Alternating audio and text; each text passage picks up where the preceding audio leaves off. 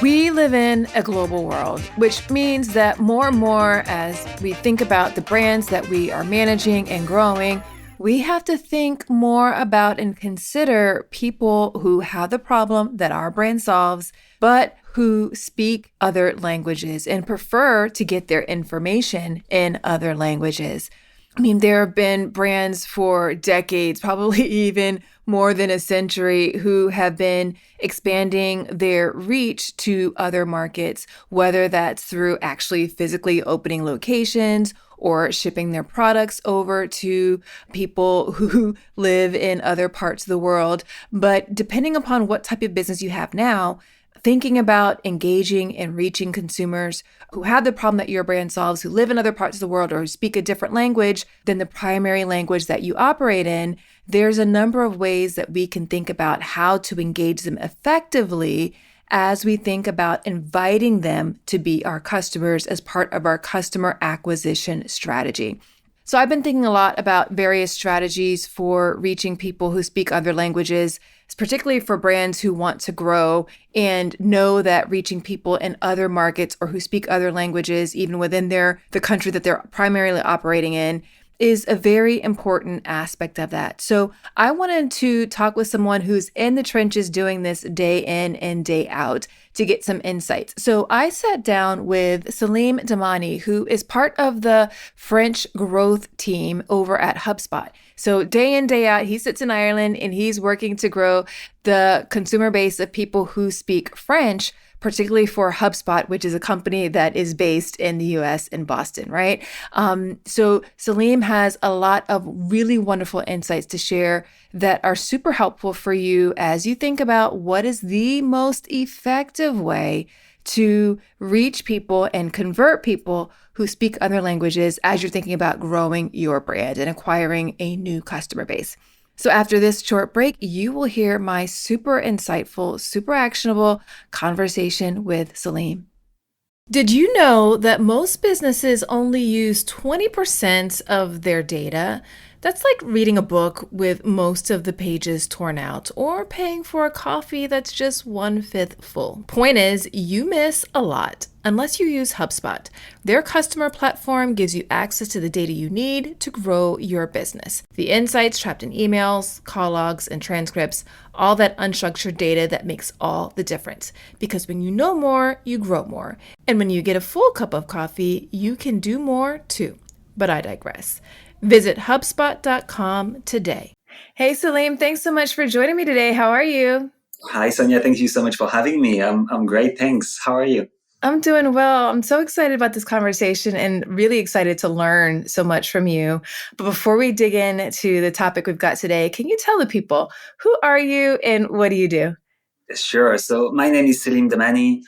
My background is in localization. That's where I got my master's. I've been working for 10 years in localization as a linguist, as a project manager, and I transitioned to marketing. So I'm now at HubSpot as part of the French growth marketing team. And I focus on the blog. I've done that for the last 5 years. And my area is really editorial, CRO, and I also manage our newsletter.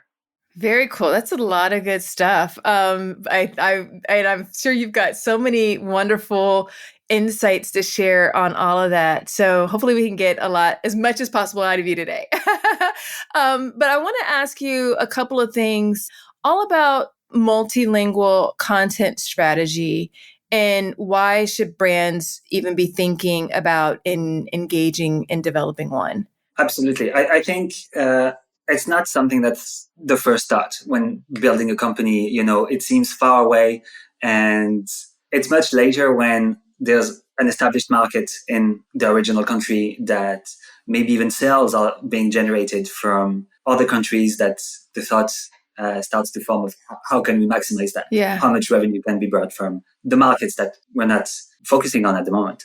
And it takes a few requirements to put that in practice. But I think it generally happens when the company becomes profitable. It knows it's capturing a large portion of the original market, and then it wants to expand. So Okay. One misconception, I think, is thinking a multilingual content marketing strategy is just localization. Yeah.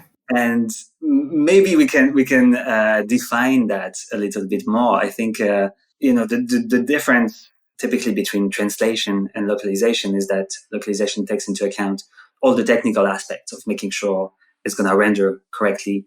I think it's now given that we are working in the digital world, that everything needs to be eventually hosted on a website, on an app, somewhere digitally. So what's the difference there? And I think it's really in reproducing what's been done, usually in English or in the original language, for that target market. Yeah. Yeah. I think, like you said, a lot of people are thinking about localization or even just using the term translation. And it's so much more than that. And I guess what the thought or the question that popped into my head when you were saying, like, a lot of times you start down this path whenever you've got pretty well established in the language or in the existing market that you started in. And I'm wondering, is it like a chicken or the egg type of thing when it comes to reaching out and starting to engage people who speak other languages? Do you start seeing, oh, wait, like people in France or people who speak another language or in certain markets are interested? So if we want to get more, we need to start thinking about strategies specifically for that market? Or is it, oh, we want to be able to reach this market. And so if we actually sort of build something for them, then they will come to us. Is it, how do you decide like what comes first? Yeah, that's a good question. And I think as soon as, the product is going to be popular, is going to be successful, it will be talked about in other languages. It will be talked about in other markets. And very likely sales are going to be generated from other countries at that stage. And that's when, as a company, you have to ask yourself, like, what is the gap between what I have and what I want? Yeah. What's that small percentage of international markets that I'm currently capturing effortlessly? Yeah. Or maybe because somebody else is doing my own promotion. Yeah. Agencies are mentioning my products, influencers are mentioning them. And what is it that I want? Do I want to capture only the English speakers in France, in Germany, in Italy? Yeah. Or do I want to be able to capture so much more? Yeah. And tap the total addressable market that lives in that country. Yeah. No, I love it. I love it because it also, you talked about like your whole approach, where you're working right now is all about growth. And this is the essence of growth. Helping, how can you find more people who have the problem that your brand solves and finding a way to support and engage them and serve them? Yeah. So I like that framing that you have there. You mentioned localization, and then there's also like the overarching, multilingual strategy. What are the components of that? I know you work on blog, newsletter, a lot of different components, but whenever we're thinking about how to reach people who speak different languages in other markets, what is like the, I guess, mediums or the core levers that we need to be thinking about that need to be pulled to effectively reach them? So from having one market, and I think we can assume, for an American company based in the US that wants to expand, you'll know already what are the channels that are working for your current market. Okay. So how much of social media is successful, how much of the blog is successful, how much of your newsletter is bringing in terms of contacts, in terms of revenue. So very likely you'll want to reproduce these channels in country. And then it's about the how. How are we going to do that? And I think a mistake is usually to try and take the content that's been created and just send that. Get it translated, get it localized, and assume that individual pieces of content, when localized, are going to bring the same results. But that's counterintuitive if we really look at how do we build that content in the first place. Yeah. Especially for the blog. I think the blog is where it is the most visible that the one-for-one equivalence doesn't work. Okay. For a blog to be successful, it means it's ranking well. It means I think a blog is meant to bring organic traffic. Yeah.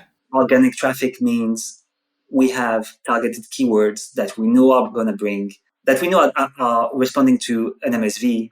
We know how much of that MSV is converting into clicks on the SERPs. Yeah. And we know out of these clicks how many are going to turn into a conversion. So the conversion can be very different. It can be anything from turning into a subscriber to becoming a lead by downloading a content offer, using a free tool. It could be requesting a demo. It could be requesting a physical sample. But that gives us, the objective of the blog. Yeah. So if we start completely ignoring the key points, we start ignoring the keywords that are bringing the results, and we just say it works in English, let's do it in French, in German, in Italy. Yeah. Then we're missing on the logic that made that success. Yeah.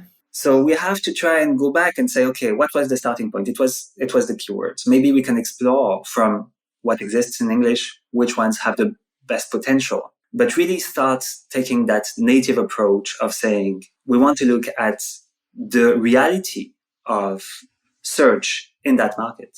We want to address the queries that people in these countries are looking for. We want to give them that content and try to get the conversions down the line. So the one-on-one match is not going to work. Yeah. Already, the reality of SEO tells us that. Yeah. Yeah. I love that, because I think that that's kind of the default that people take. Like, let's just, or maybe it's the path of least resistance, or it feels the easiest, but the easiest, because as what you're just explaining, it doesn't mean it's going to be the most effective for you. And ultimately, the reason why we're doing this is to be effective. I'm curious also, you talked about SEO and keywords and things like that to help you get organic traffic and to address the concerns that people who are in these markets are having. I'm wondering also, do you have to do a lot of sort of planning of the overall customer experience to sort of, I heard you mention funnels before, like to move them the way you want in the funnel, keeping in mind what they're asking for and what questions that they need or what it is that they need to move? Do you have to sort of design what that customer experience journey is going to be like with the content you're producing as well as you're tying it to keywords? I think that's the natural progression. If we're starting by saying we're going to create native content on the blog, we're going to have clusters, topic clusters that are different from what exists in English. Then how can we convert for that specific subject we're talking about? Yeah. And that will often require creating assets that are very specific to that market. Yeah. And gate them so that we request, info to be submitted in order to download the content. If it's booking a meeting, it could be just that the page for booking that meeting is different. If it's to request a sample, that page can be different as well. Yeah. We know search is different. User behavior is different. And it's surprising to see how much. I think just from the phrasing, a lot of English titles are often based on like mistakes to avoid. Yeah. That's something we had a hard time with, and we conducted a study internally, the result of which was very clear, like the French audience doesn't make mistakes in their mind. So anything that starts with the mistakes you should stop making is not going to get traffic. Yeah. And that needs to be rephrased into X advices to get that result. Yeah. So the same then is going to be true about how we convert the content, the copy we want to use on the CTAs.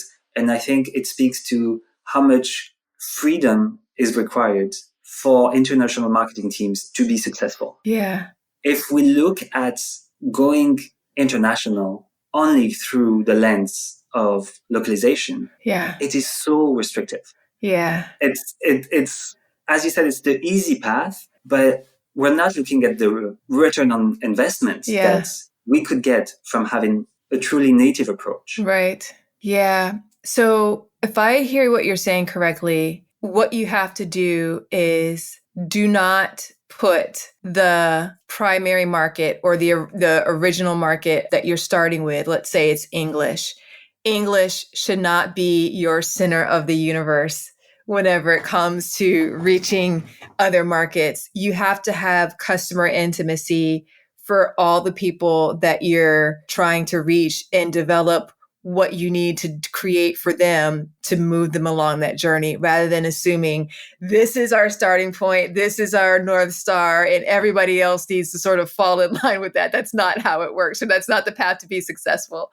100%. That's so true. And I think it's even obvious from by the time a company goes international, the level of maturity in the original market is so much higher than what it's going to be in the new markets it's going to try to address.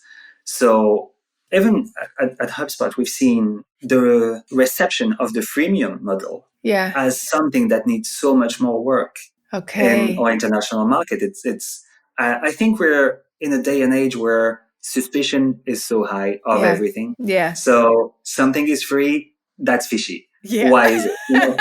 And we had to explain so much more. While I think for the US market, it was much of a given. So many things are free, and that's the way it works. You upgrade for a certain amount of money, but the freemium model was much more broadly accepted. Yeah, that's true. That's true. And it just goes back to, we have to sort of abandon our assumptions. Basically, one of the things that I like to say is this whole one size fits all is a lie, right? Like, and so you have to sort of abandon the assumption that because it works here, that it will work there. Yes, we're all, people, we have similar goals, objectives, but the path that we take to get there can be very different, right? So we need to definitely take that into consideration. Yeah, and that's true for the content, and it's true for design, it's true for the micro copy. It's surprising to see the differences, adding an arrow in a certain color on a certain CTA is going to have a positive impact, say for Germany or for Italy. And it's not, it's going to have a negative impact in France. Like very neighboring countries. So we have to accept that the original market or the US market is different from international markets, but they are also all different and unique. And we cannot have just like the one strategy we roll out for every other country. Yeah. I love it. Okay. What feedback have you heard from consumers over the years as you've been localizing content, creating new strategies for them? Have you heard like the same common themes pop up as they now have brands from other markets now trying to engage them? Like, are there common themes or opinions or expectations that you have heard from them in their feedback, or just even their behaviors of how they respond? Yeah, and I think it comes, if we're not going native enough, we're already giving arguments to the potential customers to say no to our sales team. Oh, okay. If it looks like this is not for me, if you come as an American company in France trying to sell something and you don't advertise it in a way that the French audience can say, okay, that's going to work for me. The assumption is that it's not. If all the examples that I'm shown are about, an American delivery company, American fast foods, American train systems, booking systems that don't exist, I'm like, okay, it works, but it won't work for me. And we have to break these arguments one by one and saying, okay, I'm showing that the strategy I'm advertising for is something that has worked for industries similar to yours, for customers in the same region as you are, and really like tackle it that way. So showing that I'm speaking to you and that your market, yourself are not an afterthought of my strategy, but that you are the center of the regional strategy. Yeah. Basically, what you're saying is belonging takes center stage whenever it comes time to reach people in various markets. Like, you have to continue to give them reasons to see this is for me, rather than supporting some skepticism that this isn't for me. Like, this is for people in another market, right? And so however you can go about removing whatever friction might exist that gets them from where they are to converting to be your customer, is what you need to be doing in your content, sounds like what you're saying.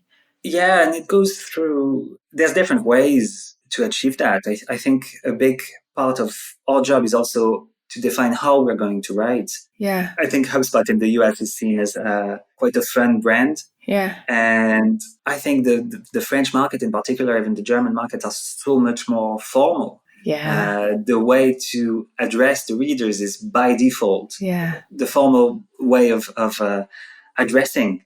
We want to avoid the superfluous. Yeah. If you have information to give me, give it to me straight to the point. Yeah. There's not much room for personal details for how you came up with the story. We just need the advice, and it needs to be concise and to the point. And that's how we build the trust. Yeah. It's that I'm not, wasting your time. I'm going directly to the point. And if I can get your trust with the content, I'm more likely to generate a conversion. Yeah. I love that. I love that. And it just sounds like customer intimacy is at the heart of this. And which is great because this is one of the principles of doing marketing well and particularly inclusive marketing. I'm curious if someone wants to get started with reaching people in other markets, where should what is a good starting point for them? So ideally, we think about going international way before we need to. And I think at the early stage, when a company is going to consider what CRM to purchase, what CMS to purchase, who to work with for content creation, we need to think about leveraging that. If we're spending a lot of money on designs, do we own the designs fully? Yeah. Can we modify them as we will? Do we have editable files as a delivery? There's all that part. And it's also creating a glossary, like making sure what language are we speaking? How are we talking about our tools? Yeah. And I think we need that in any language. So in English, it's going to be necessary as well. If we do blog posts to put forward a specific approach to whatever the industry targeted is, we need to make sure doing a search on that keyword that we used is going to bring you to our product page where we sell that product, that solution, that service. Yeah. So consistency is super important. And to get consistency internationally, we need to have it from the start. So I think there's a few prerequisites that are very necessary. And it is difficult to go halfway internationally. Yeah. Just having the blog is going to be tricky. It's going to be an investment, and it's not going to lead to all the results that we expect. Right. So there are ways to test the water a little bit. And I think it in some cases, it's wise to try what can be done. So if we look at paid, if we do paid on social media, it means you don't have to have your account. You can just see what are the results I can expect with like a one-off campaign on TikTok, on Instagram, on LinkedIn, without creating a fully fleshed profile, having a strategy of having so many publications every week. If you don't want to create the blog immediately, you can also do, sponsored content on third-party websites. See what's the traffic you can send to maybe your English properties. But see what it is that's realistic. See how many views you have on that article that's been published on a good third-party website that is specific to your industry. Yeah. You can leverage that a little bit to see what you can expect and how hard it's going to be to stand out on that market. Yeah. Okay, I've got another podcast recommendation for you. It's Augmenters, hosted by Julie Meyer and Jimmy Edgerton, and it's brought to you by the HubSpot Podcast Network, the audio destination for business professionals. So on this show, Julie and Jimmy dive into mentoring and explore ways to augment and refresh the mentoring environment. They're using 8 core principles that weave relevant spirit guides and diverse guests, and Julie and Jimmy use a lot of humor and practical tips to help mentors and mentees get further, faster together. There's so many great episodes to tune into for this show, but one that you might find especially interesting is their latest episode, number 120, Mentoring Across Gender, Men as Allies and Mentors. Listen to Augmenters wherever you get your podcasts. One of the things that you just brought up about social media made me think of a conversation that I had with a client a while back. They wanted to reach Spanish speakers in the US, but still Spanish speakers. and I was recommending to them that they needed a Spanish language version of their social media channels. And they were like, we're not resourced. We don't have the budget to like support two, and my thinking was that it's hard to like have it mixed in, or you just need to think more so about the customer experience of whenever someone sees an ad, if it's connected to like where it's connected to, and then where it's going to send them. So I'm curious your point of view. Whenever you're thinking about even social media accounts, do you need a different account for different languages or different markets? I think you do, and I think that's why paid is a good way to only tiptoe on social. But we know the limits of paid. If you Yeah. do that, it's as long as you're paid, you're having results. The minute you Yeah. stop, you drop. Yeah. And I think the inbound methodology in general is try to build a wheel that is self-sustained Yeah. as much as possible. But with social, if we have too much of a mix, it's a bad experience for everyone. Yeah. It's very difficult to subscribe to a channel and then see a mix of languages Yeah. in the content. It's difficult to also have like publications, and then if you want to comment on them, ask follow-up questions, there's no replies. It creates a poor experience. So I think I go back here to my point of like not trying to go for the one-on-one. It's Yeah. not because you have something in English that you have to have it in language. It's best to have less but tailored Yes. and fully fleshed solutions than to force the replication of what exists in the original language. Yeah. Yeah. Totally agree. Okay. One last question before we switch gears. The role of AI. I kind of have a feeling I know what you're going to say, but how should marketers be thinking about how AI could or should support them as they're thinking about engaging people from different markets? I think there's no doubt anymore. I think AI is here and the capabilities are just getting bigger. So I don't believe there's an approach of saying we have 100% AI oriented workflow for anything. Yeah. The same way, there's no way we can have any process that fully excludes AI. Yeah. I think we need that flexibility again to include it when required, if required. Yeah. But it can speed up so many tasks. I think, I was mentioning if you work with designers, you want to make sure that the design you pay money for, Yeah. you can replicate, use them in other languages. Maybe AI is the way to do that. Yeah. In some cases, maybe in other cases, you'll just want to take a different stock image. You'll want to create a complete mock-up. But you have to have that flexibility of using it. And I think that the parallel with AI and localization as part of multilingual content marketing strategy is very similar. AI and localization are tools that you need to use when you decide to use them, when it's relevant to use them. Yeah. So I think it shouldn't be imposed. It shouldn't be rolled out for any of the processes. The ask should always be like, we need that content for that objective. Yeah. And then the content creation team should be free to use AI if it's relevant for a specific part of the process. Even if we say, we want a blog article that defines that very topic and that differentiates our solution from that of competitors. Maybe there's a few paragraphs we can translate from English because they are good as they are. Yeah. Maybe there's a meta description we want to generate with AI and then go through. Maybe there's a few images we want to generate with AI. Right. So I think there's no denying it is a tool that can speed up a lot of the tasks that belong to the process of content creation, of even analysis. Yeah.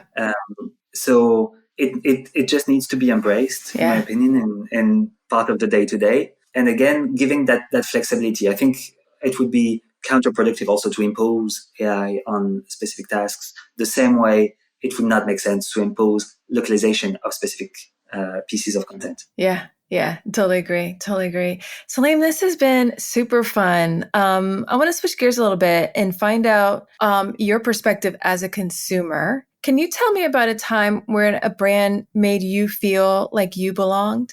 I think there are a few brands that manage to make you forget they are not from your country.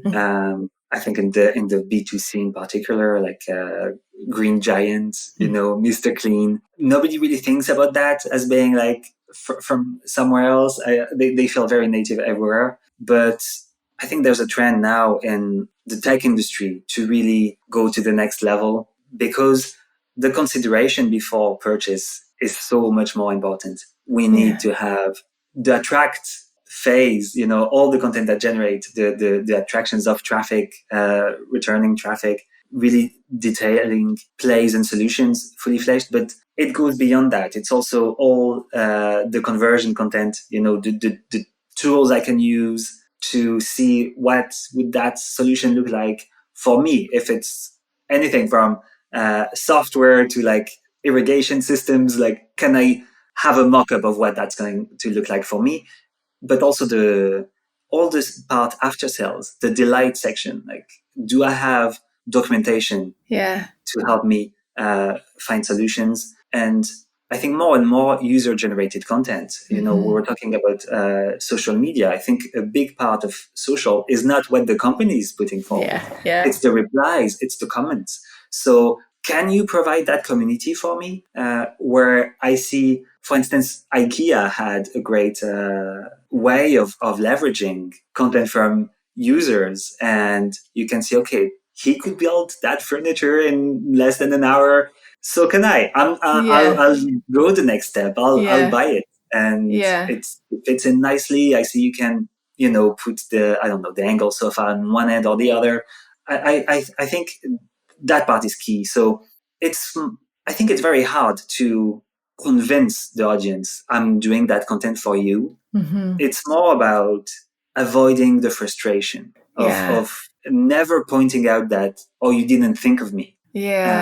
Now I'm looking for that piece and it's missing. Really from every stage of the process. I first discover the brand in my language. I convert into a lead or into a client in my language. And when I need help, I have it in my language. When I need inspiration, I have it in my language. And it feels genuine. It feels true. And this, I think that this is the way to go for content. I think more than us saying it, it's also what Google is doing. I feel the EAT updates have really pushed for building expertise. And it's very hard for any company to say, hey, our CEO is recommending this in 7 languages for 7 different markets. So you need to really go native and have these teams look out for experts they can leverage in country, maybe internal experts, but showing that they have authority to speak on specific topics. I love it. Selim, this has been fantastic. Any parting words of wisdom for marketers and business leaders who want to be effective in acquiring more of the people who have the problem that their brand solves, who speak other languages? I'd say the first one would be, don't try to reinvent the wheel. Best practices for localization, best practices for internationalizations have been there a long time. Don't do it alone. Like, there's networks of partners that can help bring that. Don't leave it too late. I think there's so much work that can be avoided or reduced if we just think early on, what will that look like in 5 years when we want to reproduce that in 5 other languages? So there's sets of rules. If we just start applying them on how to code, on how to build a website, all the technical requirements, they are known and they can be applied early on. So having that structure from the start, it's always going to be good. And the second part is, don't try and reproduce the content that brings you revenue in a market, but try and reproduce the play that brings you that revenue. Reproduce that logic, the analysis, the optimization, the reiteration. This is the key to success. Love it. Such smart, wise words. Thank you again, Selim. This has been fantastic. My pleasure, Sonia. Thank you so much for having me. Selim had so many cool things to share, and it really helped to reframe my thinking on a couple of things with regards to what is the best and ideal approach to reach people and convert people who have the problem that our brand solves, but who speak other languages or are in different markets or prefer to learn in a different language. So I'm curious, what were your key takeaways? Let's continue the conversation. Let's take it onto social. We can have it in DMs or an email. I want to hear what things stood out most to you. Also, if you are enjoying the show, I would super appreciate it if you would leave a rating and review for it in your podcast player of choice. It really does go a long way towards helping more people discover the show. Another quick question for you before we wrap up. Are you getting the Inclusion and Marketing newsletter? If not, really, what are you even doing? Each week, I send news, insights, reflections on what's happening in the world of inclusion and marketing. And there's a lot going on these days, as well as resources and other great insights for you to help you attract and retain a bigger, more diverse, and fiercely loyal customer base. Go to inclusionandmarketing.com/newsletter to get signed up. I'll also drop a link for it in the show notes for you so you can access it easily. Until next time, remember, everyone deserves to have a place where they belong. Let's use our individual and collective power to ensure more people feel like they do. Thanks so much for listening. Talk to you soon.